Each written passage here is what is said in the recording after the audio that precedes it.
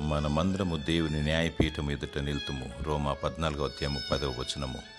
మన ఆలోచన బట్టి, ఆకాంక్షను బట్టి, క్రియను బట్టి సృష్టికర్త అయిన దేవునికి లెక్క అప్పజెప్పవలసిన వారమై ఉన్నాము.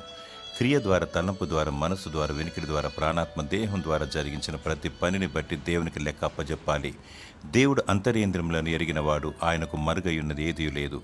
అనవసరంగా మనసు ద్వారా, వ్యర్థమైన ఆలోచన ద్వారా పాపాన్ని కొని తెచ్చుకుంటాం, మన ఖాతాలో జమ చేసుకుంటూ ఉంటాం.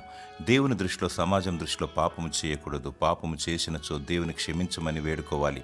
మరల పాపము చేయకూడదు. దేవుడు క్షమిస్తాడు, మర్చిపోతాడు.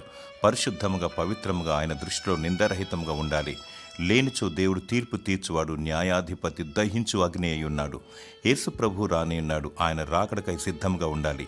నిందారహితముగా జీవించు, ప్రార్థించు, దేవుని స్తుతించు. దేవుడు నీ పక్షాన ఉండి నిన్ను నీతిమంతునిగా తీర్చునుగాక. ఆమేన్.